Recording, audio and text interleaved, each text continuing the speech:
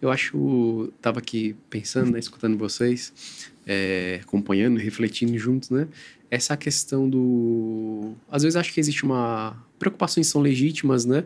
E a gente também tem essa preocupação, porque a gente também vai aprendendo, né? Ao longo dos anos, a gente foi aprendendo, foi reconhecendo, isso aqui que a gente fez outrora, talvez agora não seja Não se mais... adeque mais. Não se adeque mais, e a gente vai aprendendo e tudo.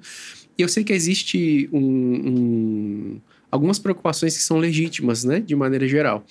Mas eu acho que o que deve preocupar mesmo, que eu acho que todo mundo deve ter isso no coração, é quando a gente olha e se pergunta: isso aqui está distanciando o povo da experiência legítima da liturgia? Ou está causando algum risco de algum tipo de abuso litúrgico, né? Que eu acho que aí o padre tem mais propriedade até para dizer, a partir também dos documentos e tudo. Mas acho que o que todo ministro de música, o que todo mundo que serve na missa, na liturgia, acho que deve ter no coração, é essa pergunta, né? Eu estou favorecendo com que o povo participe e mergulhe no mistério? Atrás de quais passos eu tenho seguido para que eu não caia num abuso litúrgico, né? Para que eu não cometa algum erro. De fato que seja um erro, né? E não que seja simplesmente uma insegurança. Né? Porque eu acho que nunca ninguém vai estar 100% consciente de tudo que a igreja em seus milhares de anos foi vivendo ao longo dos anos e aprendendo e orientando. Então, acho que todo mundo, quando eu penso assim, né, naquele jovenzinho que tá lá na paróquia X, eu acho que ele tem muito desejo de amar a Deus, de servir e de dar o melhor dele, de colocar os 5 pães e os 2 peixinhos. Em algum momento ele vai cometer um erro, né? Mas eu acho que esse desejo de amar a Deus e de dar o melhor, que com o tempo vai sendo podado, não pode ser impedido, sabe? O escrúpulo de não errar é exagero, né? Não pode ser impedido, assim. Eu acho que é isso mesmo, assim. Acho que não pode ser impedido esse desejo de dar o melhor a Deus e essa abertura de ir aprendendo, né? Ao longo do caminho, ao longo do processo. Mas talvez a pior de todas, na minha opinião, seja o Pai Nosso, que não é cantado quando é cantado, que raramente a gente faz, mas com uma letra que a música pode ser bonita, mas se você canta Pai, eu quase me esqueci que tu é amor, você não tá mais rezando o Pai Nosso ali, né? Pois é. Ok ou não? Dá para passar? Depende do padre? Eu acho que não é só... Eu vou pegar o gancho que o João tava. Assim, né? O Papa Francisco lançou um documento recentemente sobre liturgia, né? E ele insiste muito na formação dos fiéis, né, sobre liturgia. Então, muitas vezes também é fácil a gente criticar a realidade X, Y, ou aquela pessoa que está lá na paróquia, ou até mesmo na comunidade, quando também, assim, vamos dizer assim, da parte dos pastores, como eu sou padre, né, há pouca disposição, muitas vezes, em ensinar, né?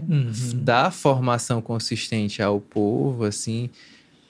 quantas pessoas não entendem o sentar e o levantar da missa, né? Quantas pessoas não entendem o ajoelhar-se. Da mesma forma, a música entra nesse campo, vamos dizer assim, também, da ignorância, quando às vezes as pessoas estão querendo acertar, né? Estão querendo dar o melhor, mas não tem formação também, né? A igreja também reconhece essa carência de formação, né? O Concílio Vaticano II já fala da necessidade de formar. O último documento, o Desiderio Desiderável, do Papa Francisco, ele insiste muito na necessidade de formação litúrgica. Então, eu peguei aquele gancho ali quando ele dizia as pessoas estão querendo acertar e estão querendo dar o seu melhor, mas falta também pessoas dispostas a ensinar, a formar de uma forma acessível. Porque às vezes vem só o ataque, às vezes vem só os extremos, né? Sem considerar ali o caminho que pode ser percorrido de amadurecimento, né? Daquela pessoa, daquele grupo. Que às vezes num pseudo desejo de instruir, eu posso, na verdade, constranger aquela pessoa, né? E ela nunca mais vai querer voltar ali, jeito, né? Mas em relação a se comportar durante a missa, eu nunca vi ninguém ensinando. Acho que não tem nem uma catequese. Você aprende um básico e depois vai comungar, confessar e comungar. Eu não sei se há isso na igreja. Talvez tenha um lugar, Eu um acho foco que ou outro depende específico. muito de onde a pessoa foi catequizada, né? Não, porque o FB1 que tinha, o FB2, essas coisas que tinha no Shalom, nem ali eu acho que se ensinava isso. Agora, quando você pega um missal, existem instruções até para o padre. Aqui levanta as mãos, aqui fecha, aqui junta, aqui. Exato. E por que disso tudo vai se aprender fora dali, mas existe, né? Algum lugar, alguma via, talvez no seminário se aprenda tudo, né? Sim. Mas não seria legal se todo mundo tivesse acesso? Porque se a gente volta para a missa em latim, ninguém sabia nem o que estava sendo dito. Nem, talvez, a noção direito de que a hóstia e o vinho se transformasse, a transubstanciação, né? Talvez alguém tenha dito, ali já virou Jesus, como? Então, talvez a igreja precise favorecer mais o ambiente de formação. Eu vejo que o Padre Antônio, por exemplo, ele litúrgica, né? utiliza da homilia para ensinar coisas. Sim. Eu normalmente não vejo muito isso. Talvez esteja enganado, sim ou não? Sim, é carente. É. Tantas vezes, na própria fila da comunhão, a gente vê como as pessoas vêm receber, né? Existe a um comunhão, jeito só? Assim, não, mas o mínimo, assim, hoje, depois da pandemia, também ficou um pouco mais... Ficaram alguns hábitos, né? As pessoas... Talvez seja uma sugestão para a assessoria litúrgica sacramental. ensinar a Promover receber, alguns cursos, alguns módulos podem... de cursos para dar acesso às pessoas a esse tipo de formação, né? Mas vamos falar um pouco disso, assim. Vamos usar aqui para informar, no mínimo que dê, né? Dentro do possível. Hoje, os temas que a ser tratados, assim, a gente tem material sobre missa parte por parte, por exemplo, né? Os dois grandes momentos, né? A liturgia da palavra, a liturgia eucarística, que são precedidos dos ritos iniciais, o ato penitencial e depois tudo mais, né?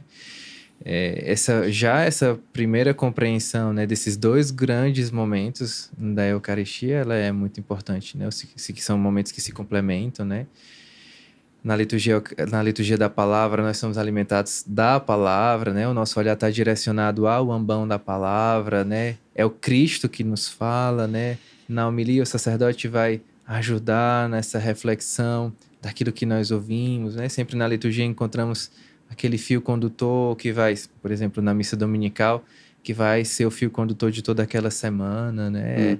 É um momento de que a pessoa saia dali com aquela palavra precisa transformar, né? Essa questão do ouvir, padre, do ouvir, eu me lembro que eu fui no mosteiro beneditino e eles todos se viravam na hora do evangelho, eles todos se viravam para o evangelho, eles não pegavam nada para ler, eles ficavam atentos à audição, ao ouvir, porque a fé não entra pelo ouvido, né?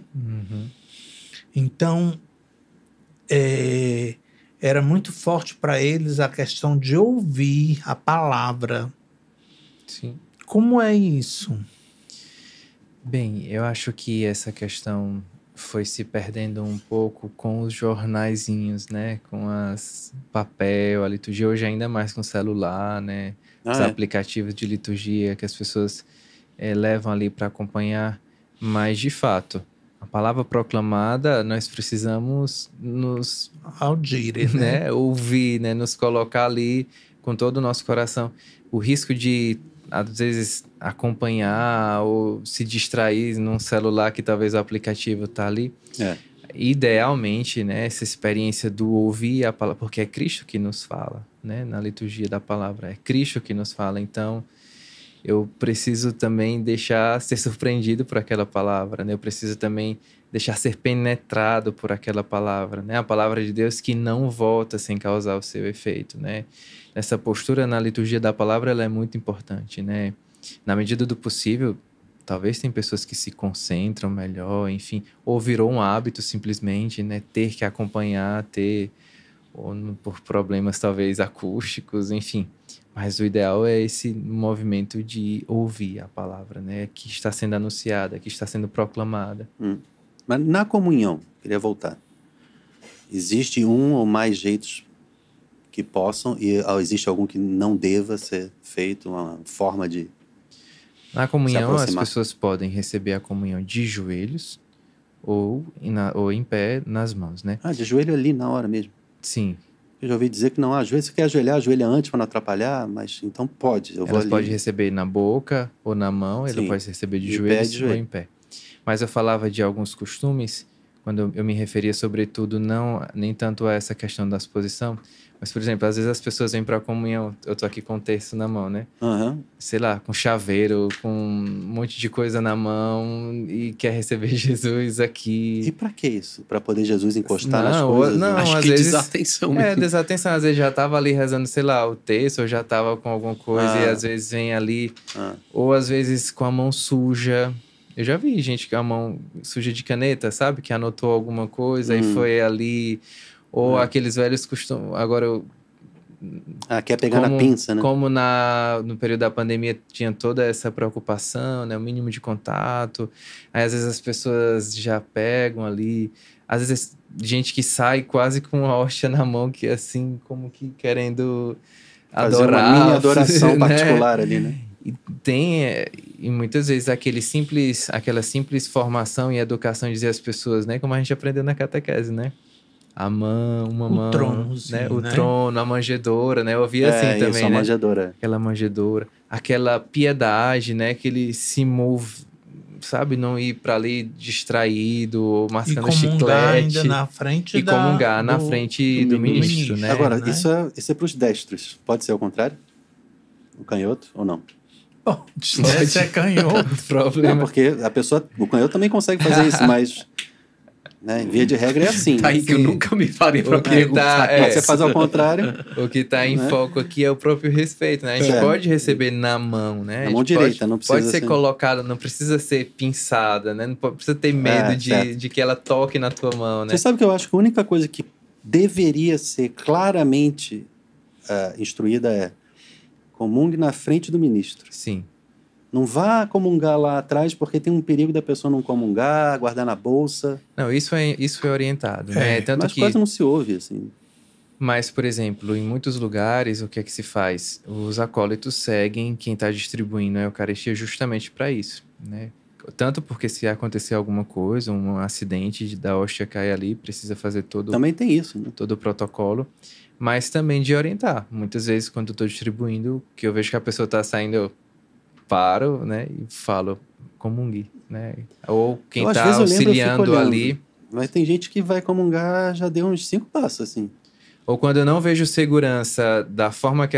Tem gente que você não sabe como é que ela quer receber. Se é na mão, se é na A boca. pessoa chega e não pessoa sabe se meio toca que- música. Então eu já vou logo na boca, já coloco ali que eu já garanto que ela vai... Tem isso também, né? É. Talvez a pessoa queira dar na boca para não ter chance de Sim, levar embora, né? sim. Não, e eu perguntei para o padre Gervan, nosso amigo, irmão de comunidade também, porque um dia desses a pessoa quis dar na minha boca, só que eu preferi na mão, e ela quis dar na boca, e eu mostrei a mão, até que eu fiz assim, aí ela desistiu e pôs na minha mão. Aí depois eu fiquei pensando, será que eu errei? Mas na verdade quem escolhe é quem quer Sim. receber, né? Exato. Então, eu preferi, porque eu acho que também às vezes a pessoa encosta no lábio, na língua, e Sim. fica uma coisa meio... Sim. Nem Você precisa deixar claro como você quer receber, né? Às vezes as pessoas chegam assim, te fica olham. uma coisa meio Aí quando tímida, você vai assim. dar na quase boca, escondida, aí a né? pessoa levanta. E a pessoa precisa deixar claro como é que ela vai receber, né? Se ela expor a mão, ou em muitos lugares eu já vi as pessoas irem com os braços cruzados assim para receber na boca, enfim. A gente, se puder voltar um pouco, quer falar? Não, é que falando sobre essa questão de linguagem, isso aqui me deu um delay aqui, né? Porque, por exemplo, eu fui missionário na Alemanha e fazer esse gesto em Era frente de aos não ministros comungar, né? significava eu ter um impedimento de comunhão. Eu vim aqui só receber uma bênção. Só a bênção, sim. Quem As crianças faz que isso? não Eu tinham... não entendi. Alguém faz isso? Esse Não, gesto aqui, esse gesto. por exemplo, lá na Europa, eles são utilizados ou pelas crianças que ainda não fizeram a primeira comunhão, sei lá, vai toda uma família ali, e aí tem A os que pessoa já diz, "Eu fizeram não." e os que não fizeram. É. Mas um costume que talvez aqui nem em todo lugar é tão forte, eu acho muito bonito, porque aqui, geralmente, quem não comunga não vai pra fila, né? Mas lá na Europa, muitas vezes, as crianças, sei lá, vai o pai, a mãe, os filhos mais velhos e os pequenos que para o ministro saber que ele não vai comungar, mas que ele foi receber a bênção do sacerdote, as crianças colocavam assim para dizer que é um gesto para dizer que é só receber a bênção. Que é melhor do que dizer não, porque ficar falando ali já está dito, né? E inclusive adultos, né? Achava muito interessante isso, como eu disse, aqui no Brasil quem tá com situação de impedimento simplesmente não se aproxima. Mas era muito bonito isso, porque é até um ato de humildade, né? Porque você acaba se expondo ali, né? Um adulto que chega, mas vai para receber a bênção. Mas ela zela, ao menos alguma coisa ela quer receber. Sim. Engraçado, falou de Europa, eu lembrei. Eu fui a uma missa uma vez em Paris e eu fui comungar e estava com as duas espécies, é isso que diz? Sendo que o sangue de Cristo era vinho branco. Vocês já viram isso? Na Europa é muito utilizado o vinho branco. O que não é um problema para transubstanciação, mas eu achei impressionante. Que nem não lembra... pegou ali de longe, mas é melhor falar perto mesmo. Porque o vinho que já visualmente remete ao sangue, né? Sim. Não que precise ser roxo para se tornar sangue de Cristo.